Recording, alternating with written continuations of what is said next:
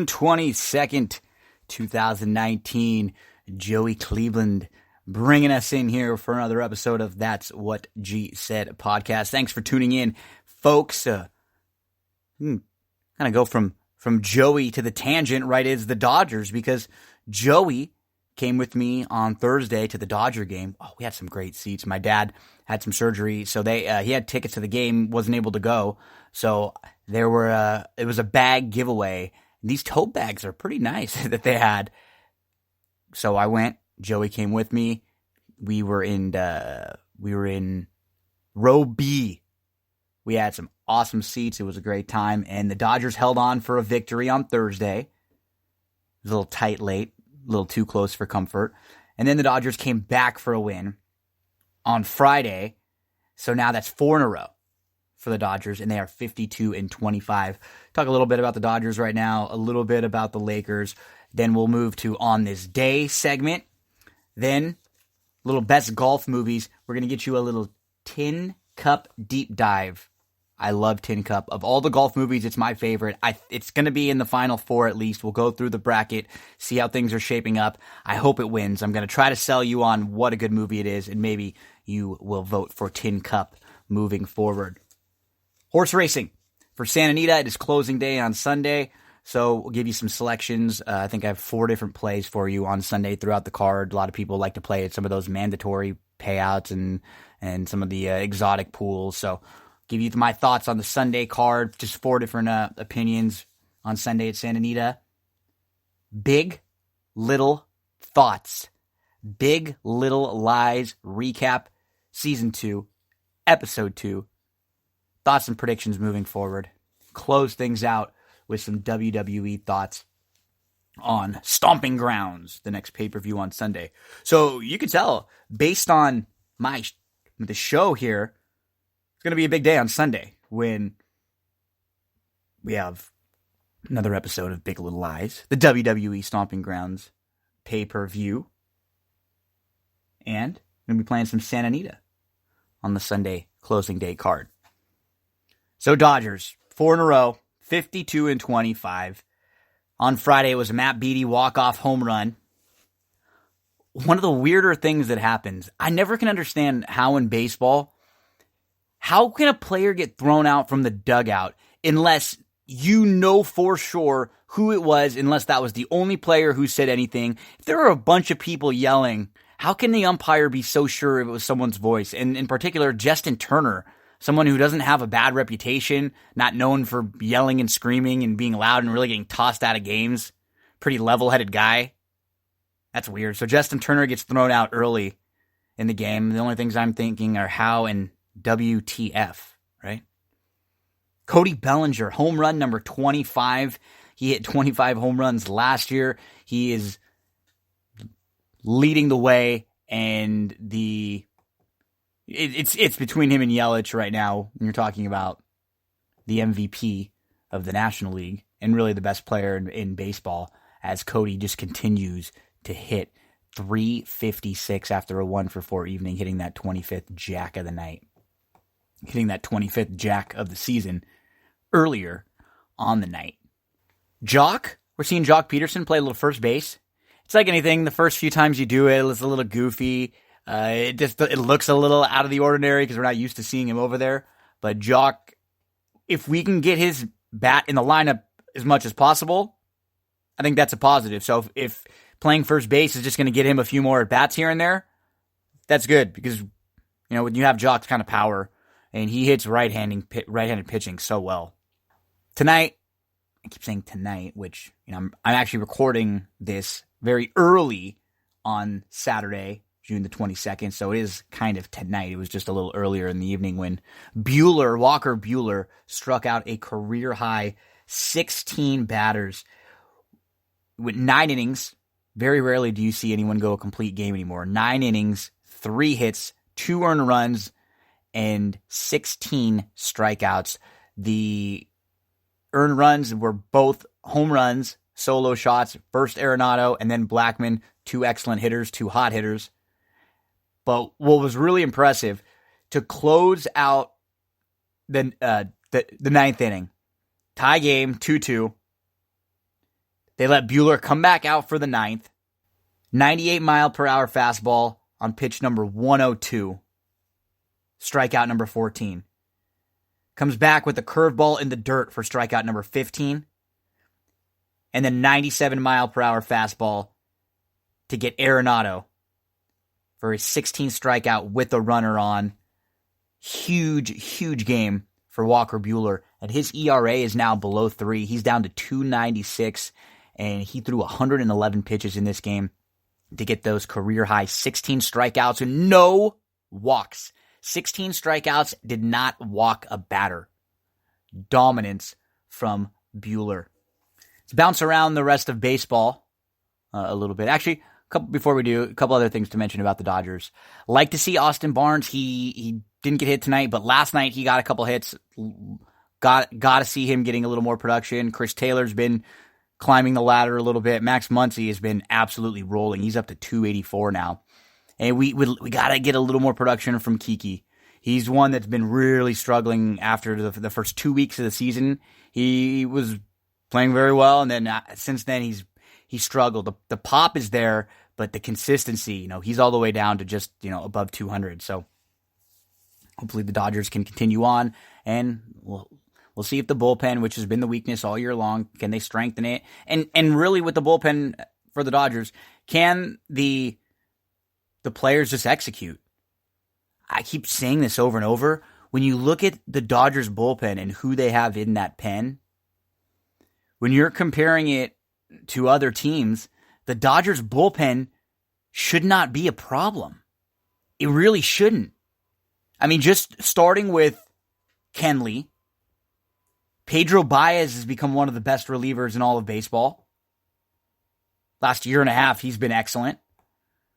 And then with the starting pitching depth, the fact that they were able to move Urias and Stripling into the bullpen, you have Floro, you spent a lot of money going to get Joe Kelly. Okay, so he hasn't been pitching very well, that's fine. But even with Kenley, with Baez, with Urias, with Stripling, with combinations of guys like Yimi Garcia and Floro and Ferguson, that should be enough. It really should. We'll see what happens, as the last few years generally. Maeda goes to the bullpen towards the end of the year into the playoffs, as he does a really good job coming out of the pen. But he can eat up a lot of innings throughout the year, and he's a very good starter. I mean, you look at Maeda, he has a 1.08 whip. 9 strikeouts per 9 innings. His numbers are really good this year. Who else is hot around the baseball? Around the baseball, the MLB. That NL Central wide open division, going to be really tough. 5 teams separated by a total of 6 games in the loss column. The Cubs have a 1.5 lead over the Brewers. The Cardinals are playing well. This is a key stretch for the Cardinals. They have another 12 to 15 games against very beatable teams.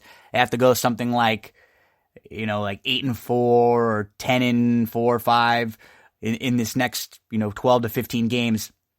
The Reds playing some good ball. They're creeping up on 500, and Pitt has been kind of dropping a little bit. They had a good start to the season, but the issue with Pitt is their depth. Pitching, they've got plenty of that, but can they score enough runs to compete? And they just haven't been able to do so. In the National League East, quickly, after 5-game losing streak from the Phillies and the Braves going 7-3 in their last 10, the Braves are now 4.5 games up on the Phillies in the East. And they're only 6.5 games up on the Nationals, who are actually playing some really good baseball. Washington's won 5 in a row, and they're just a game under 500. They're a team that many people wrote off just a few weeks ago. I thought they were going to get into the playoffs.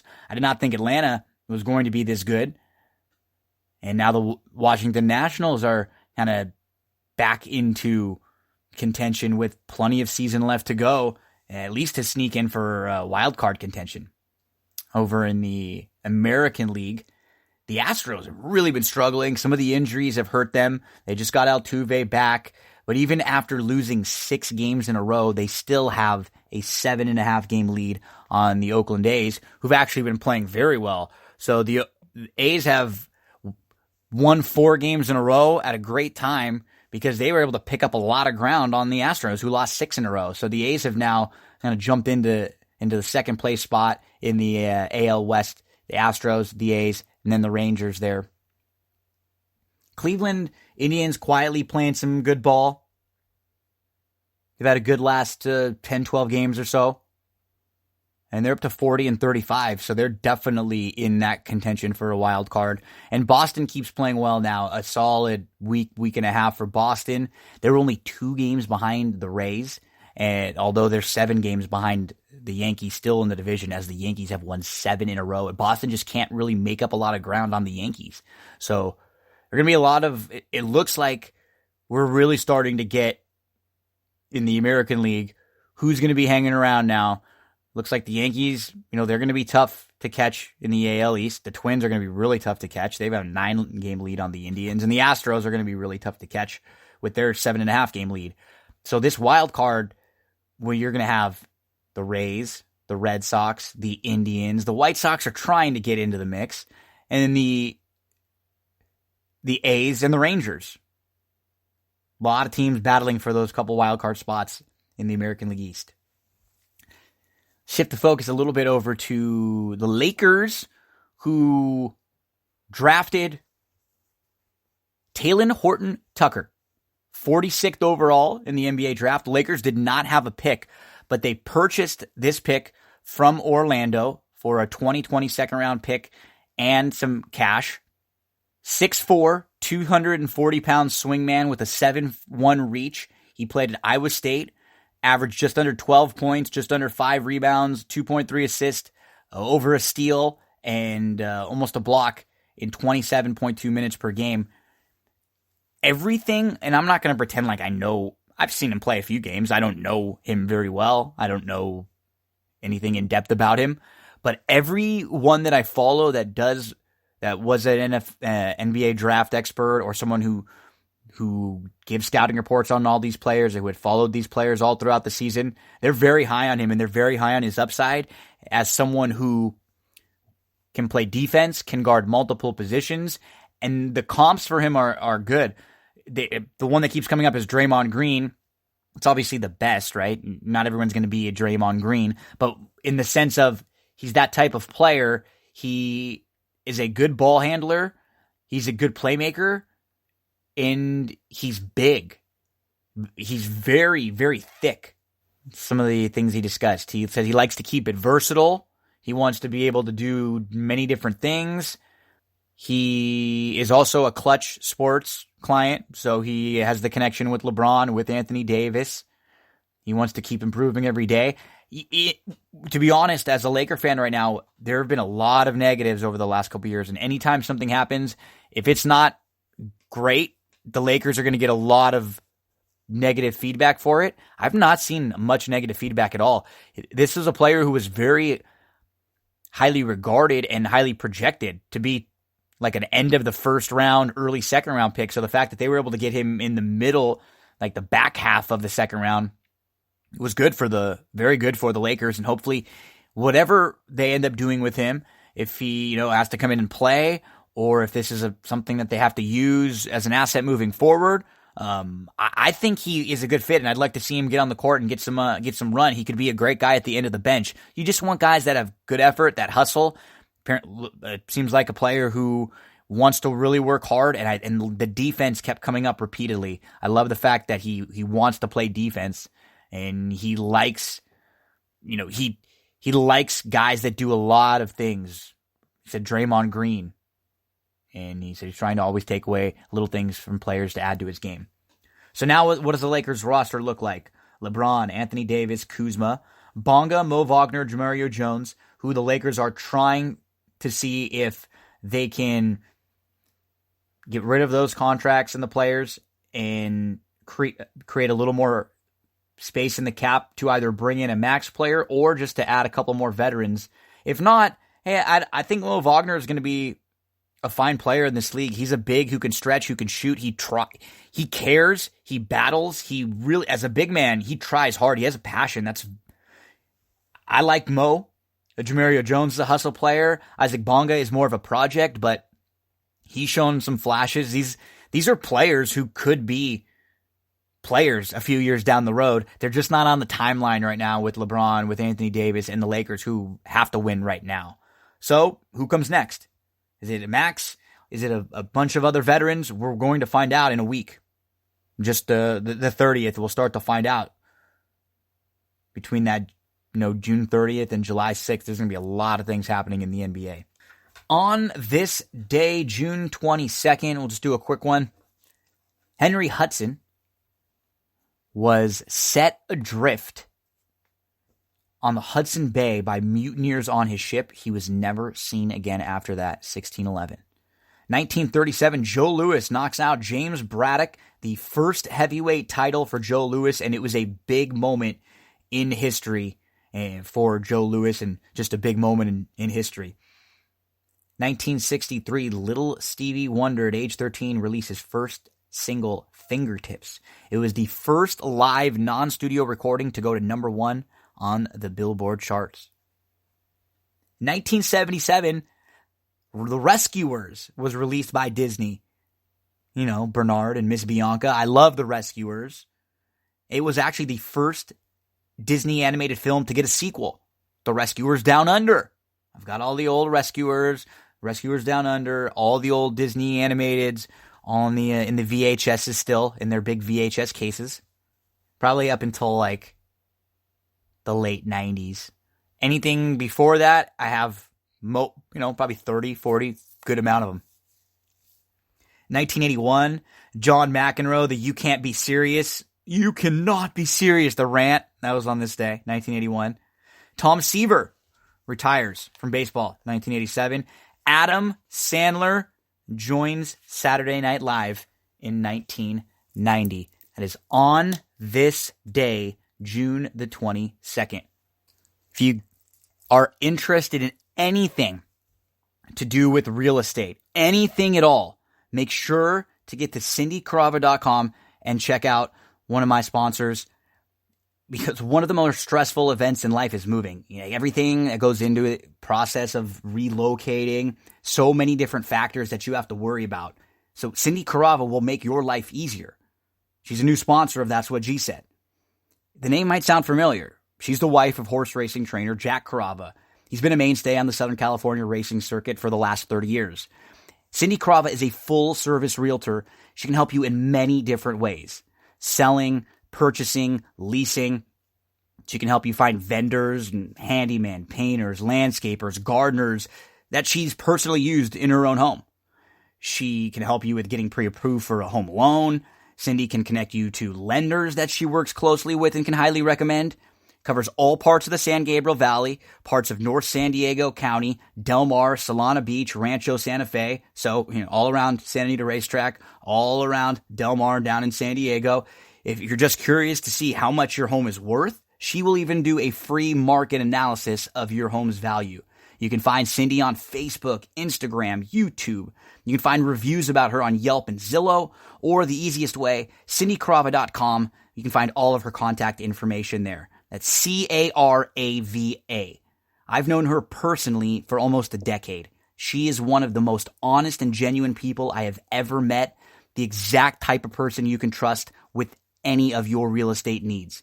Get to cindycarava.com right now. Movies is the current best sport movie week topic we're discussing. We've gone through best basketball movies, best horse racing movies, best hockey movies, and many other sports still to come: soccer, baseball, football, wrestling, boxing, tennis, track and field, Olympics, poker, gambling. We'll figure out ways to get some of the sports that might not have as big of selection of movies into some groups or just smaller little brackets. But for now, in the golf bracket, we began with 16 and now 8. And now it looks like from 8 to the final 4, there's still plenty of time in the wagering. Plenty of time in the wagering. You know what a sick, degenerate gambler I am, because anything I always relate to gambling, wagering, that always comes up. There's still plenty of time left in the voting. There's still 15 hours left in the polls that I put up, but I can't imagine any of these polls are going to be shifted enough to where Caddyshack is beating Stroke of Genius in the Elite Eight 98% to 2. 98% to 2. A couple people gave Stroke of Genius a shot, but Caddyshack, the number 1 seed, very likely moving into the Final Four. Happy Gilmore. I thought this one was going to be a little closer between Happy Gilmore and The Greatest Game Ever Played with Shia LaBeouf.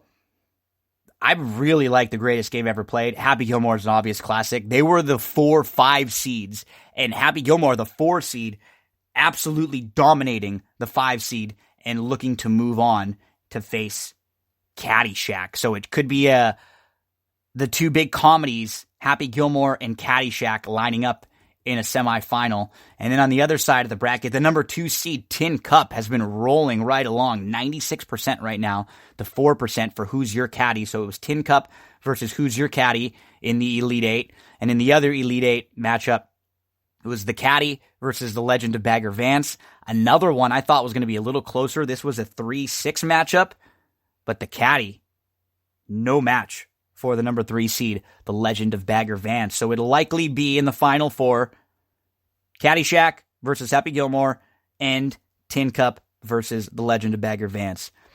Get on over to Twitter. If you follow me on Twitter, @It'sMeGinoB, you can vote in all the polls. As I mentioned, each week, it just takes you 1 second. All you do is click vote. And if you see them up there, and if you haven't seen the movie, or maybe one of your friends loves baseball, basketball, football movies, or certain movies in particular, share it with them. The more votes we get, the better. I always love when people comment on them. I'd love to read through any of your comments at all.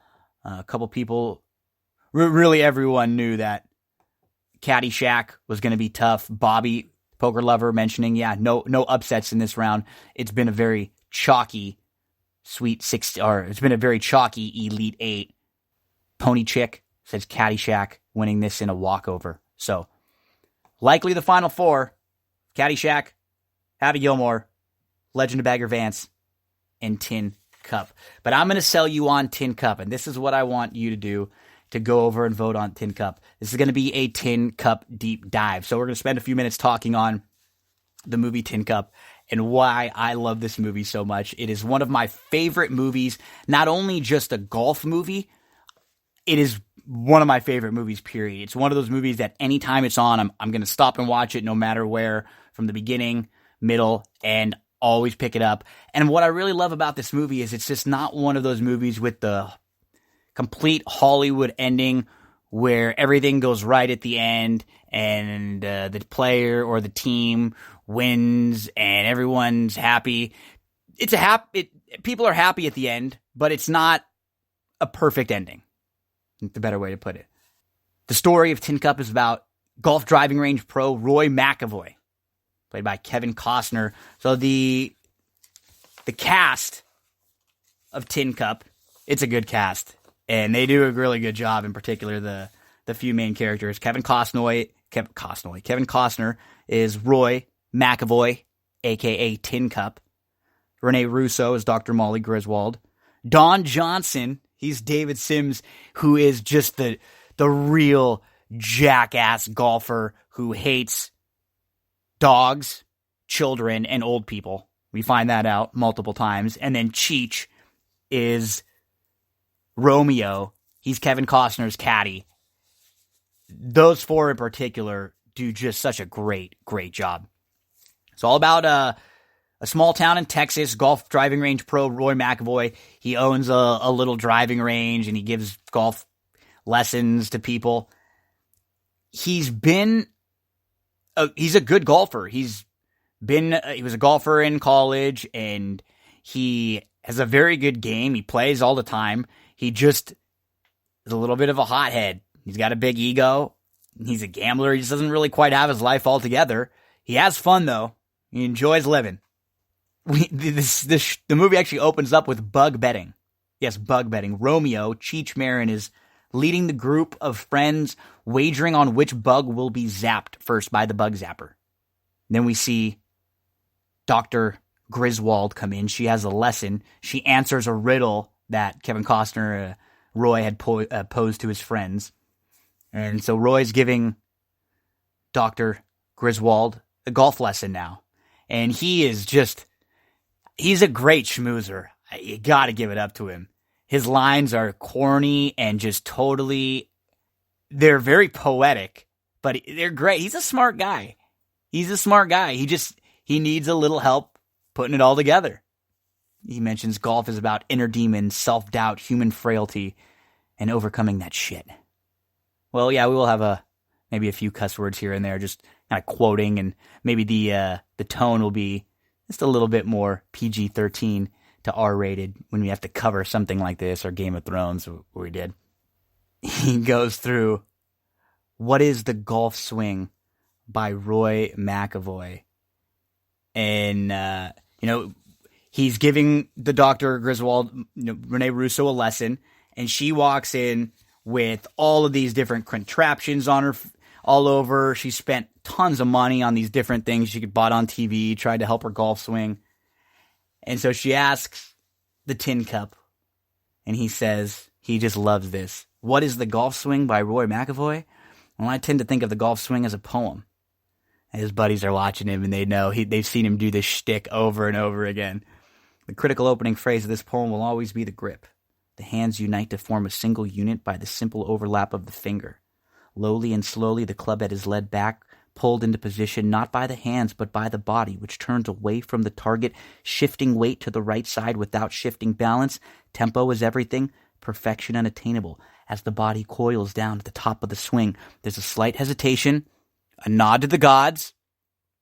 Yeah, a nod to the gods, that he is fallible, that perfection is unattainable. And now that the weight begins shifting back to the left, pulled by the powers inside the earth, it's alive, this swing, a living sculpture down through contact, always down, striking the ball crisply with character. A tuning fork goes off in your loins. Such a pure feeling is the well-struck golf shot. And in the follow-through to the finish, always on line, the reverse C of the Golden Bear, the steelworker's power and brawn of Carl Sandburg's Arnold Palmer, and the unfinished symphony of Roy McAvoy. Great little poem. He's talking about what is the golf swing. He even finishes it off. Some say it's the easiest way to play in the winds of Texas. Some say because I never finish anything in my life. You can decide, but the point is every finishing position is unique. That's what the golf swing's about. Gaining control of your life and letting go at the same time. Or it's grip it and rip it. Or just grip it and rip it. He's smart. We're then introduced to David Sims, Don Johnson, that snossage who hates old people, children, and dogs. He's a PGA Tour pro. He's one of the best on the tour. He's in town to play in his own charity event that he hosts. And he knows Tin Cup. He has a relationship. They played together in college, but they've been rivals, buddies that don't like each other. And Sims likes rubbing it in, the fact that Roy is very good, but Roy always blows up, always has a temper. He never seemed to finish anything through. But because Sims knows that Roy is a very good golfer, he knows this Texas area well, he knows all the courses, he wants McAvoy to come and help him at his tournament. He wants to win his own tournament, and he asks him to be his caddy. Roy agrees, and he goes on to be his caddy, and he's fine. Everything's going well, and David has the lead at the tournament. And then on the 16th hole, instead of going for a shot, David decides to lay up, and it kind of pisses Roy off, and he ends up taking a bet to try to hit the shot himself. It's really funny. 240 yards, a national TV audience, and a huge gallery, and he hasn't hit a golf ball. And Roy Tin Cup McAvoy comes up and just nails a shot that Sims fires him for. It is one of those things where if that was real, that would just have been a great social media moment, right? In the middle of a golf tournament, comes up, hits the shot, and then after, he goes and gets the golf clubs out of Sims' bags and start pouring them out and breaking them and throwing them all over. Just makes a huge scene. He talks about so many good quotes. Yeah, that's what I was finding when I watched this movie a couple times and like taking the notes, that I love it. I forgot how many really good quotes there are. And there's a moment when he's talking with Romeo, and he says about what he did and how he made the scene, and said, I hit it again because that shot was a defining moment. And when a defining moment comes along, you define the moment, or the moment defines you. I did not shrink from the challenge. I rose to it. If I had to do it all over again, I'd still hit that shot. I love that. Defining moment. You define the moment, or the moment defines you. Roy then finds out that Molly is dating David Sims, Dr. Griswold, who he is now has a big crush on. So Roy figures out that he wants to win the Open to try to impress her. And you think, this isn't like you or I saying, oh, I'm going to go win the Open. This is a legitimate golfer who's been on low-level tours, who's been a college golfer, and who could play with some of the best golfers in the world over a couple days. So it's not like crazy for him to do it. First of all, his mental weakness is ego. He doesn't even have his golf clubs anymore because he had to go sell them. He plays somebody for $400 with a bag of tools. He bets him playing golf with a baseball bat, a shovel, and a rake. It's great. He wins. He gets his clubs back. He goes to see Dr. Griswold to ask some advice about a woman. She's a shrink, so he wants to ask her advice about a woman, her. He's going to ask her advice about her. Romeo says to him, you can't ask advice about the woman you're trying to hose from the woman you're trying to hose. Thought that was a funny one. Romeo also has another great line earlier. He says, where is it? He says, look, boss, I only got one rule, and that's never bet the money that you don't have on a dog race with an ex-girlfriend who happens to be a stripper. Good stuff from Romeo, from Cheech.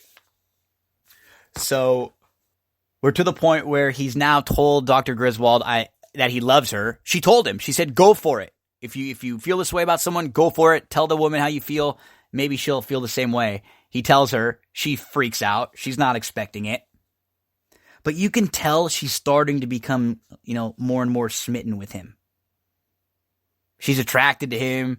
She likes the fact that he just tells her exactly how he feels and what he wants. After kind of shooting him down and rejecting him, she comes and apologizes. She mentions she's a bad shrink. She's kind of a mess. I forgot that she's a mess. I always remember her as being so kind of up and up, kind of like a prissy type character, but it's really not at all how she is. She doesn't have it all together. She mentions her past escapades with guys, and she's been all over the place. And she offers to help Roy with the mental parts of his game in a trade for golf lessons. They have obvious chemistry. It's great. Next up, it's the first qualifier for the U.S. Open. Dr. Griswold's there. She's becoming more and more attracted to him. There's a big blow up with Romeo where Roy disagrees on a shot. He wants to go for it. Romeo wants him to play it a little more safe. Romeo takes out the driver, breaks it. And then Romeo breaks the 3-wood. And then McAvoy, Tin Cup, breaks every other club except for the 7. Says after finishing, getting through the qualifying for the sectionals, his friend says the word normal and him don't often run in the same sentence. He's celebrating after the win, talking about how he finished the back 9. He finished the back 9 with the 7. And the thing is, they ask, why? Parred the back 9 with a 7-iron. Why? Because he broke his other club, snapped them in 2. Well, not all of them. Romeo broke 2. So Sims walks up, and like always, Sims was trying to find a way to get the better of Roy. And so they make a bet. Roy's glowing. He's loving it. He just finished parred the back 9 with the 7-iron. And so he says to Sims, any bet you want right now, let's do it. Sims says, okay. One swing, long ball. Roy hits it, clean. He says he hits it 227. Sims turns around, he hits the ball down the street. Ball rolls and rolls for 1,000 yards. Loses the bet, loses his car. Sims is loving it. Drives off in the car. Next up, it's qualifying for the Open with Earl trying to caddy for him. Still in a fight with Romeo. Save me from those double bogey blues. Qualifies after having to carry his bag half the way. And And he goes back now to apologize to Romeo. And he tells Romeo, I'm sorry, and I will be your Juliet. And they make up and they start preparing for the US Open. And he's got the shanks. Little chili dipper. His swing is off. He can't hit anything. He tells the doctor that he's got the shanks, and she says, are you taking penicillin? Not those shanks. He says, I don't want therapy, I want you. And he takes Dr. Griswold to a nice spot, kind of his spot by the river. He makes his move, and she turns him down. So he goes off to the Open. He's thinking about her. He's got the shanks. He's in the practice warm-ups at the driving range. He's shanking all over. It's embarrassing. He's getting laughed at by Sims and all the golfers. That's what's great about this movie. Legitimate, real golfers. You see a ton of them. Commentators, Jim Nantz. You hear the voice of Jim Nantz throughout, which makes it seem even more legitimate. Tons of top golfers. So, first round of the U.S. Open, he's there. He gets over the shanks in his warm-ups, but Romeo decides that he plays better when he's drunk, so they decided to get him just canned drunk for the opening round of the U.S. Open. They show up late. He barely makes tee time, and he shoots an 83. It's absolutely Romeo's fault. He takes the blame for it. Sims shoots a leading 67. They're all in the bar, and the tin cup is sulking. And Dr. Griswold's trying to pump him up. She just sees David turn down a kid asking for an autograph with his grandparents, talking trash to the dog. There it is. Hates kids, old people, and dogs. And she puts forth a bar bet where Roy gets up in the middle of the bar, knocks a shot out through the bar across the pond, and knocks a pelican off his perch. She makes some money. She's done with Sims. And then, boom, her and Roy now are together. They have an evening together, and the next day, Roy shoots the single round U.S. Open record of a 62. And after, they go out to celebrate. Where are they going? Someplace fancy? No, the Waffle House, of course. Gotta go to the Waffle House. Next day, third day in a row. His play is good now for the second day in a row, but it's the third day in a row. He tries to hit the green on 18, and he gets it right in the water. But still in contention right there, and paired up on the final day with Sims, of course. He has a bad shot to start that final day. His first couple of shots, shanks them. Then he hits a shot off the porta potty, which is just great. One of the commentators, off a water closet or a louvre. He's on 18. He has the chance to win with a birdie and a par to tie, and he's in that same shot again where he's tried to go over the water and get it on the green instead of laying up. He hits the shot, gets it on the green, ball rolls into the water. This whole time it's great that producers are just hating on him. They don't want him to win it all. We don't know who this guy is. We don't want to talk about him. We don't want to see him. It was the little gust from the gods that cost him, and the ball rolls into the water, and that's when he implodes. Still with the chance to win, he just blows up. He will not move. He will not take the drop closer. He will not leave that spot until he hits the shot from there. He has to prove a point all the way down until he's playing. He has the last ball. If he does not finish the round with that ball, he will be disqualified. He ends up hitting a 12. When he makes it, finally the shot goes in. But there's no Hollywood ending, right? I mean, he gets the girl. He doesn't win, though. But everyone's happy for him. So I guess, Hollywood ending in some cases. But that's the writer of Tin Cup. Same as Bull Durham. White Men Can't Jump. Blue Chips, Play It to the Bone. Very good movies, but that don't always have the Hollywood expected happy ending. Positive endings, but not in some of them, but not always just that happy ending. I want a Tin Cup 2. I mean, not really. I mean, the remakes are never as good, but I'd love to see what Roy McAvoy would be up to 25 years later. The thing that I related with a lot to him, he's trying to win the Open to get the girl. And then once he gets the girl, the pressure in the open is off, and that's why he just starts playing really good golf. It reminded me of when I was working at Islands and I was a waiter, and I would work the night shifts a lot on the weekends. I would go to the racetrack in the day, I'd bet, and then I'd go to work. And a lot of times there'd be a wager or two I'd still have going on. I'd go back to work and I'd look at the results and see what happened. And any time that I had a really good day and I made money at the track, those were like the best days and the most money I'd ever make working my shifts at night, because you just don't really care. I wasn't worried about the extra few bucks from every table. And because you're not stressing, you just have this great energy that everybody picks up. And it's like the pressure is just not on anymore, because the whole point of what you needed, the money, you got some of the money. And I felt that when I saw Roy, the Tin Cup. I love the Bull Durham throwback. There was a quote at one point, said he was the catcher. Why is he named Tin Cup? He was the catcher on the high school baseball team. The star pitcher had a big league curve, but not all the pitches hit him in the mitt. A little Bull Durham throwback there. It's a good gambling movie, too. It's always best to go for it, right?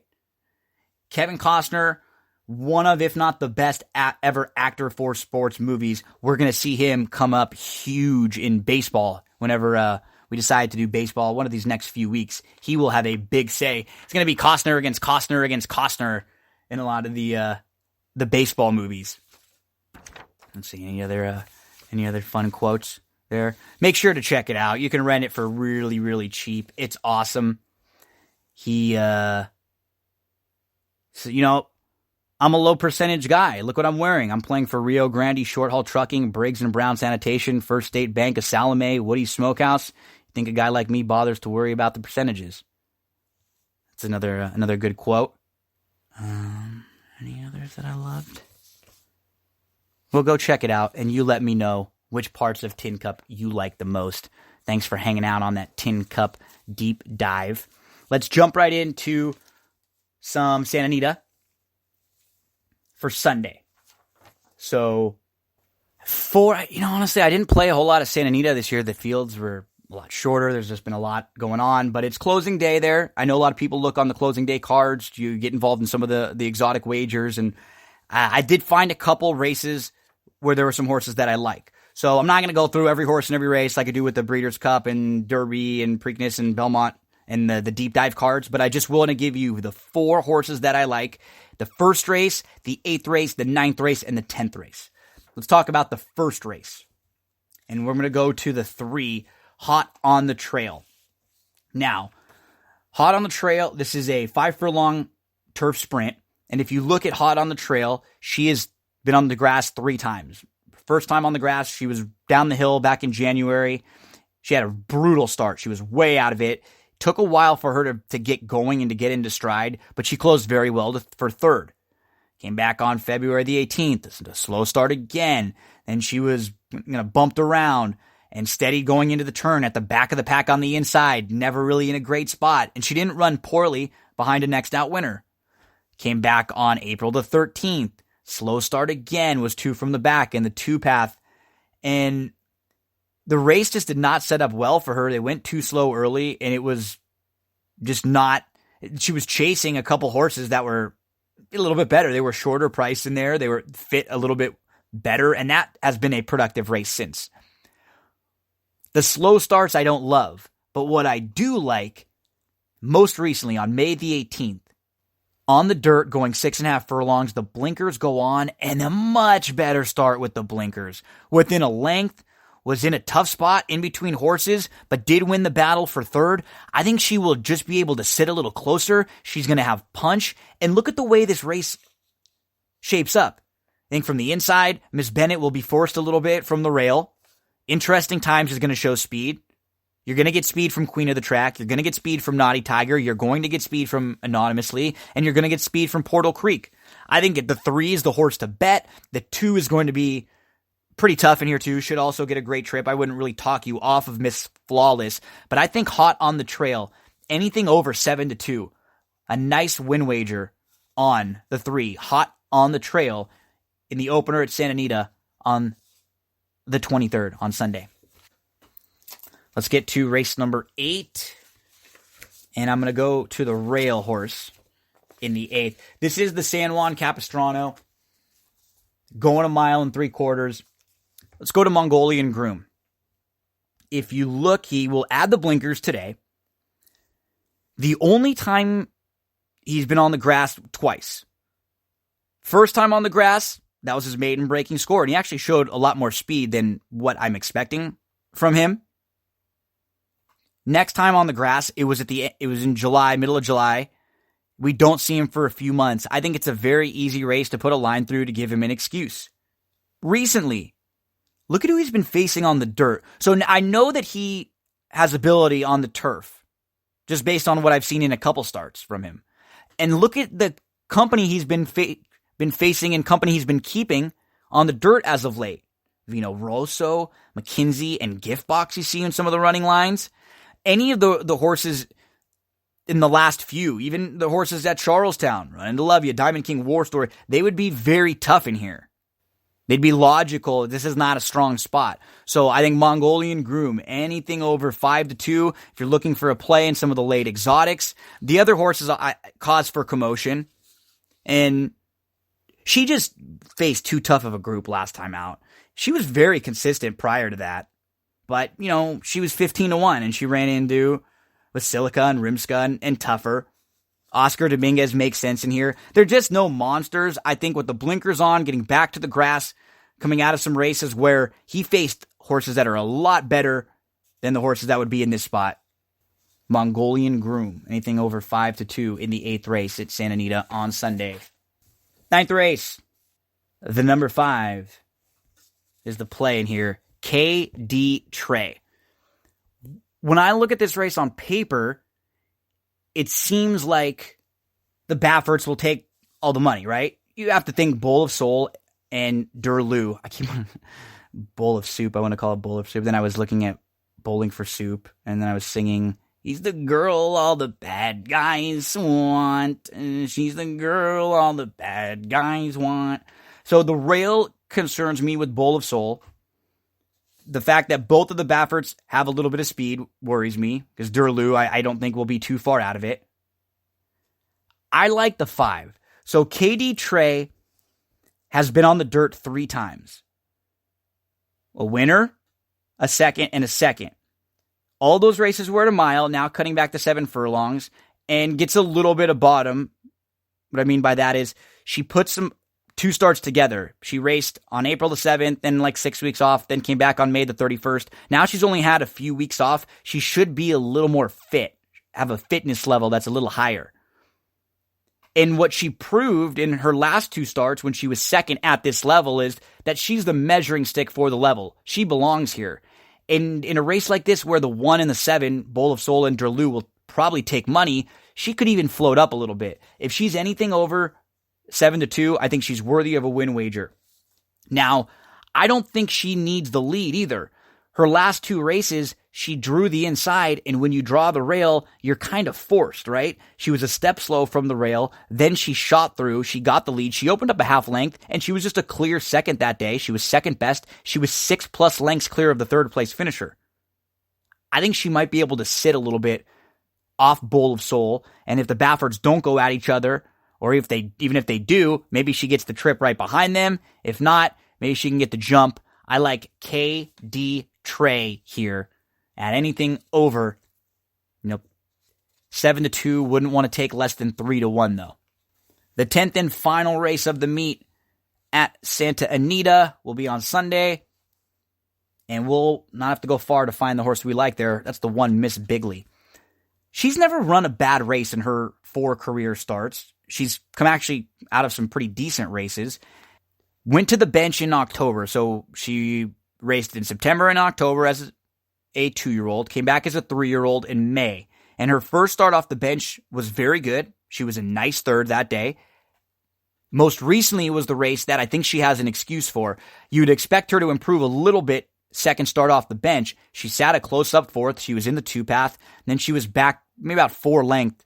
She loomed up 3 deep, but she was chasing lone speed and a 50-1 long shot winner who wired the field. Sometimes when a horse can slow things down a little bit or can get out front and get comfortable, it's just a horse you can never run down. She did take a shot, what I like. She was a little wide. I think she had some excuses there. If she is 4-1, I think she's worthy of a play. And she is 8-1 on the morning line. I think that's probably higher than what she will be. She seems more like a 4-1 shot. Should save all the ground from the inside for the brother DeSormo. Third start off the long layoff. I'm expecting the best effort today on Sunday from Miss Bigley. So the 1 will be the play there in race number 10 at Santa Anita. So the 4 plays on Sunday, the 23rd, the first race, the number 3, Hot on the Trail. 8th race, the number 1, Mongolian Groom. 9th race, the number 5, Katie Trey. 10th race, the number 1, Miss Bigley. Good luck in your wagers this weekend. And if you have not heard of Stable Duel, or maybe you have heard of Stable Duel, but you're not sure, you didn't get involved, you just seen some stuff on social media, what is Stable Duel? It is a fantasy horse racing game. If you've ever played DraftKings or FanDuel, it's almost identical to that, but it's a horse racing based type thing. The game plan, the strategy is similar. You have a salary cap and you have a selected number of horses that you have to use to fill your roster, and you pick horses all throughout the day. There was a contest a couple weeks back on Belmont weekend, a free contest, and they gave out prizes to the top 20 finishers in a free contest. Well, they're back. The next competition for Stable Duel is here. They are turning up the heat with the $10,000 Stable Duel Summer Series. The first game kicks off Friday, June the 28th. Compete in as many contests as you can between Friday, June 28th and the Travers Stakes on August the 24th, and build up your points, climb up the leaderboard, and get your piece of the $10,000 prize pool. It is free to play, and there are payouts to the top 50. First prize, $3,500. Second prize, $1,000. Third prize, $750. Fourth prize, $500. 5 through 10 each get $300. 11 through 20th pick up $100. 21st through 30th get $75. 31st through 40th get $50.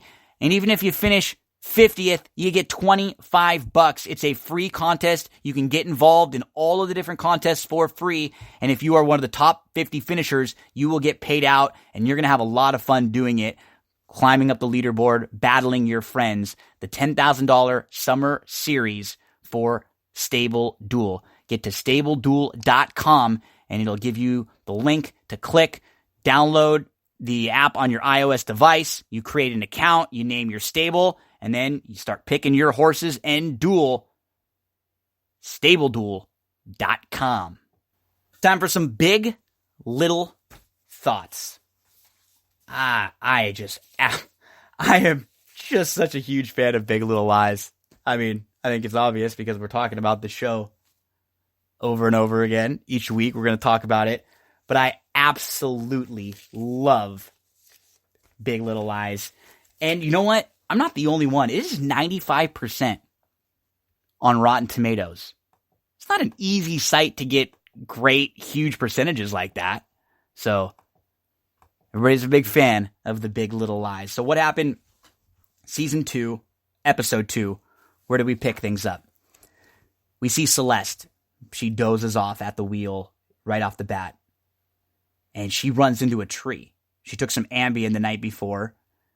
She's still struggling with the death of her husband, a husband that she had a very controversial relationship with, a husband who beat her, who was a bad person, who raped her friend Jane. We see Bonnie randomly walking on the side of the road. She is not doing well. She does not look good. Her complexion's not great. She looks off. Renata, you see her celebrating her cover of the magazine, but right as she's about to celebrate, her husband Gordon gets arrested. And another awesome Madeline Mary Louise interaction between Reese Witherspoon and Meryl Streep.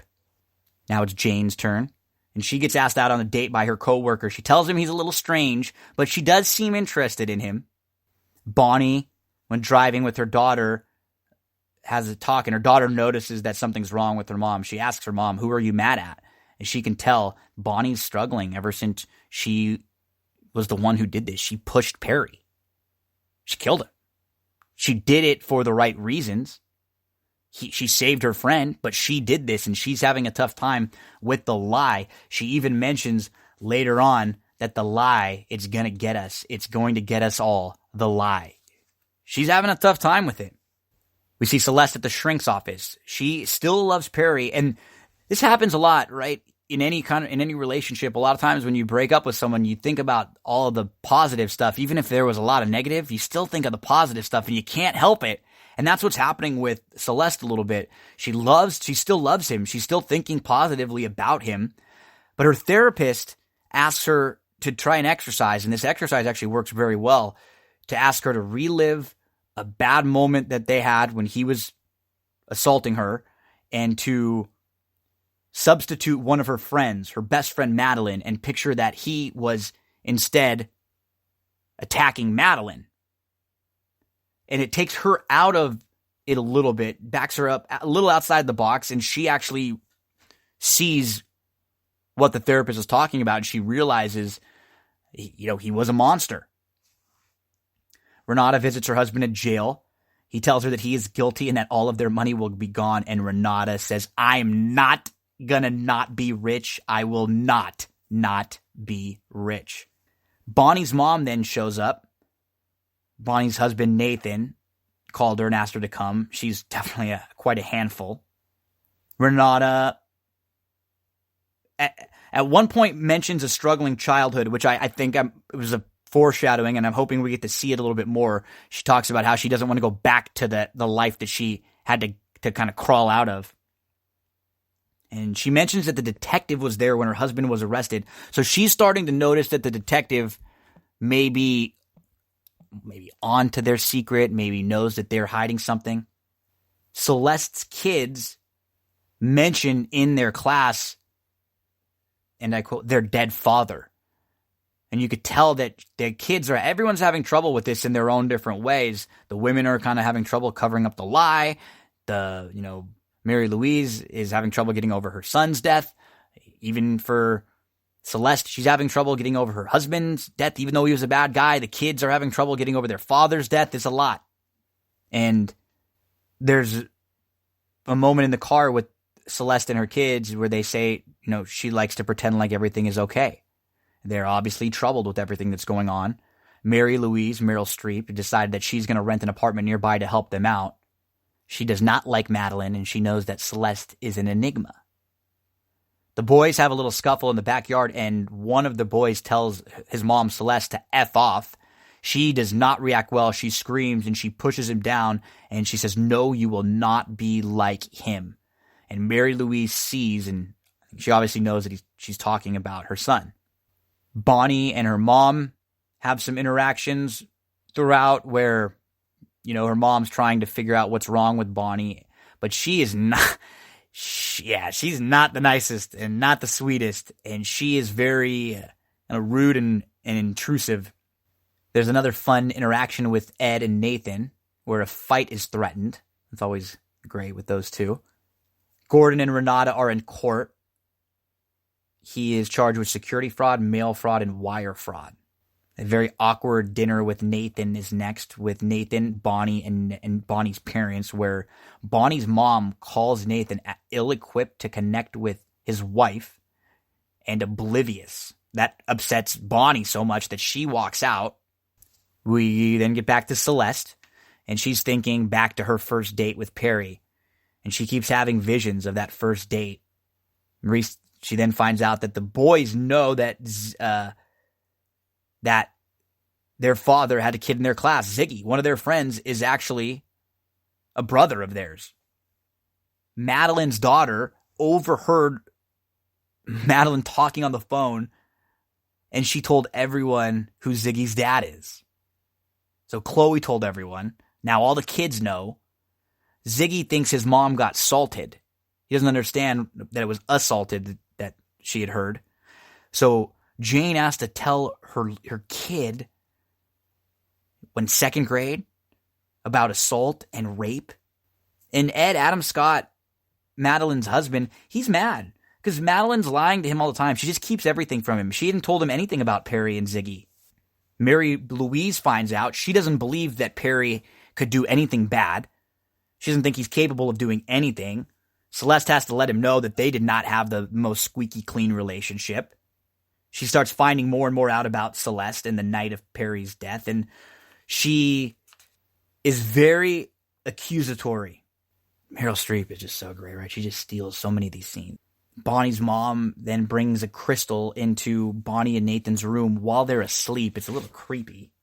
Jane is next, and Jane tells Celeste that she told Ziggy about the rape and the assault, and they had promised before that they were not going to tell the boys anything violent about it. But she had to now that he knows what he thought it was assault, and it's just a tough situation to be in with the kids like that when you have to tell them something that's so heavy. We see Madeline and Bonnie interact again, and this is when, Bonnie mentions that the lie is going to get all of them. Renata and Gordon in the car, and Renata just snaps. Gordon mentions that he wanted a Gulfstream. That's why he did this. She makes him get out of the car on the side of the road, but she makes a U-turn, comes back and picks him up as she's starting to freak out and realize that she's about to lose all of her money. Madeline's talking with her daughter Abigail about college, and Abigail, is always very mean to her mom and trying to rub things in her face. And so Abigail brings up the fact that Madeline cheated on her stepdad last year, cheated on Ed. Ed overhears talking about the theater director, and he walks out, comes back in a bit to talk to Madeline. She's kind of begging him, suggesting therapy. He says it's nothing to do with him. But you could tell he's sad. It's not even about the cheating. It's really just about everything. He's sad about all the big little lies, right? Not the fact that he's not been told about Ziggy, the cheating, the lying, the year of deception. Abigail knows before him. His own stepdaughter knows that he was made a fool of. It's got to hurt. He says, "What's us? We're done." Another interaction with Bonnie and her mom. It gets a little confrontational, and Bonnie asks her mom to go. And what this episode was a lot about was parents and kids. Madeline and Ed and the interactions and everything that happened with Abigail and Chloe, and both of the secrets that they ended up spilling to Ed on accident. Jane having to tell Ziggy about this huge incident that happened, his father, and how he raped and assaulted her. Celeste having to mention to the boys that they have a brother. Their father had another kid who's in their class. Even the interactions of the mother-in-law with Celeste and Mary Louise, and then of course with Bonnie and her mom. So much with the parents and the kids in this episode. Over the next few weeks, everything feels like it's unraveling. The thing that I took notice from in watching the previews for next couple weeks was that the Mary Louise and the detective interactions, they seem like there's going to be a little something there. They both seem to understand that there is more to that night than what they've been told. Folks, before we close things out with a little WWE talk, if you can, one quick favor to ask. Head on over to iTunes, subscribe, and just stamp that little 5-star iTunes, Apple Podcast. Just give a little 5-star rating. That helps so much. It's a really big deal. If you get the opportunity to do so, you can subscribe on YouTube, SoundCloud, TuneIn Radio, Spreaker, Google Podcast. We are all over. So if you have all of those apps, just go subscribe. It helps. It does a big favor for me. Makes our numbers go up. And what it does is more people see the show. We can continue to share it around, and more people know about That's What G Said. WWE Stomping Grounds to close things out. Pay-per-view this weekend on Sunday. Will likely be on the kickoff show, the Cruiserweight title match. Tony Nese, Akira Tozawa, and Drew Gulak. Gotta be honest, I haven't been paying as much attention to 205 Live recently. I do like Chad Gable and the new haircut. But I expect Tony Nese to win this one, and maybe we'll see a push for Chad Gable coming up soon and get him in the mix. Tag team titles on the SmackDown side. Daniel Bryan and Rowan versus Heavy Machinery. I do like Heavy Machinery a little bit. I don't know if they're going to win this match. I think it's good for them just to be in the ring with Daniel Bryan, but they're fun. They're a tag team. They remind me of like a late 80s, early 90s tag team, a couple big guys. Otis does the caterpillar, like the worm type thing. He is going to be someone that's employed in WWE, I feel like, for a long time because he has a distinct look, he has a good personality, and he's the type of guy that I feel like Vince will really push. I like seeing them in the ring, and I like with Daniel Bryan, and I like the fact that they're not all comedy as much anymore. They're giving them a little bit more of a serious push in the ring. So you can be funny, but you just got to be able to show that when the comedy goes down, you can go in the ring too. Because all the best performers can do both. And hopefully we can see Heavy Machinery and D. Bryan and Rowan have a nice little tag title match there. I still am going to go with D. Bryan and Rowan retaining that one. Tag match, Big E and Xavier versus Kevin Owens and Sami Zayn. I love what's going on with Sami lately. I love his promos. He's great in the ring, but he never wins a match. Every time, even when they reinvent his characters, he never wins. He's got to get some wins sometime. Maybe this is the spot where he gets a win back, but I'll predict KO and Sami and hope that this is maybe to keep the feud going or maybe to get one of them back involved with Kofi. Samoa Joe versus Ricochet for the U.S. title. Samoa Joe is one of the few who can lose and he can still come off as a badass. But they just don't ever feel like they're really getting behind him. This is a good moment for Ricochet. He strung together some wins. He has a little bit of momentum after maybe a couple months of a lull. I think this would be a good spot for Ricochet to win the U.S. title. Kofi Kingston versus Ziggler, WWE Championship Steel Cage match. Feels like Ziggler was just like a placeholder feud for Kofi. I don't think he's the guy they want to take the belt off Kofi. Generally, you can feel a little more momentum behind someone. I don't quite feel it with Dolph. So we'll go Kofi. This should be a really good match. These guys get 15, 20 minutes in a steel cage. It should be great. They have good chemistry and they have a long history.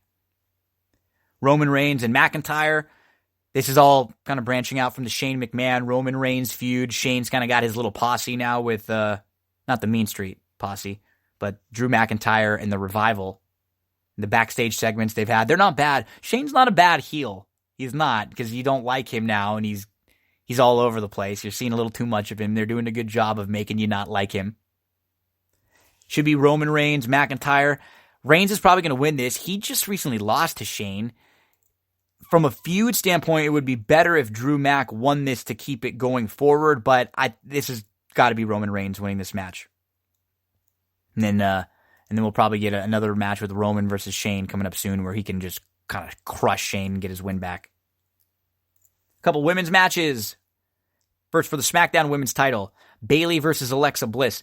The Alexa Bliss Nikki Cross stuff is good. I like Nikki Cross. Alexa is a really good performer. Whether or not she's as good as Sasha and Becky and Charlotte in the ring, Alexa is a very good and as good as any of them on the mic and in the performing side, the acting side, and just the storylines. I like everything that's going on with Nikki Cross and with Alexa. There's a lot of ways that can go. The very obvious, Alexa turns on Nikki and Nikki's the face, or they can just stay a team for a while. Nikki can turn heel, whatever they want to do. There's a lot of options. I like it. Then you have Becky versus Lacey. Becky's really cooled off with Ronda being gone, and in the last 6-8 months or so. If you look through everyone, honestly, nobody's really hot right now, right? Everyone's kind of cool. It's Becky versus Lacey for the Raw Women's title. I don't think Lacey's quite ready enough. They like her a lot, but she just doesn't feel like she's ready yet to beat Becky. Maybe they do it in a cheap way. Somebody interferes, but Becky, I still think is going to hold that Raw Women's title for a little longer. And then Seth Rollins versus Baron Corbin for the Universal title with the special guest referee. They've been teasing all week. Special guest referees. Anyone who has been talking to Baron Corbin about being a special guest referee, Seth Rollins has been beating with a chair mercilessly. I like the tough Seth. I like Seth. This feud hasn't done him a whole lot because Baron Corbin's not really a hot character, but he gets booed and he gets a lot of heat. And I'm higher on Baron Corbin than most because he's a big guy. I think he's good in the ring. He's good on the mic. He just doesn't really feel like quite the main event tip top. But, 15, 20 years ago, he would have been huge. Even longer than that, like a guy to match up against Hulk Hogan with his size, he would have been a great heel lined up against Hogan. Will we get Brock as the referee? Remember, Brock has the Money in the Bank briefcase now. If he's the special guest referee, he could beat up Rollins, cash the briefcase in, and win. I also saw some talk about Becky getting involved. I think that was on Sam Roberts and Wade Keller talking about maybe Becky gets involved because Becky is dating Seth Rollins. They make Becky be the referee if Brock cashes in, and then Becky has to count the 1, 2, 3 on Seth because she's not the type that cheats, really. Maybe. We'll see. I would like either of those wrinkles. WWE Stomping Grounds on Sunday. If you're watching the pay-per-view, I'll be watching I'm usually on Twitter during the shows. Most of the time I'm watching them live, so if that's the case, let's go back and forth. Let me know which matches you like, what's your thoughts on the show. You can always follow me on Twitter. It's me, Gino B. Get on over to Facebook or also over to Instagram. Got to start building those Instagram followers up. G Bacola on Instagram if you can. Appreciate you tuning in, folks. Good luck in the races. Enjoy WWE Stomping Grounds, and I'll talk to you next week. Don't forget, a couple of the great sponsors here on That's What G Said. Get to CindyCarava.com. Also, get to StableDuel.com and get involved in that fantasy horse racing.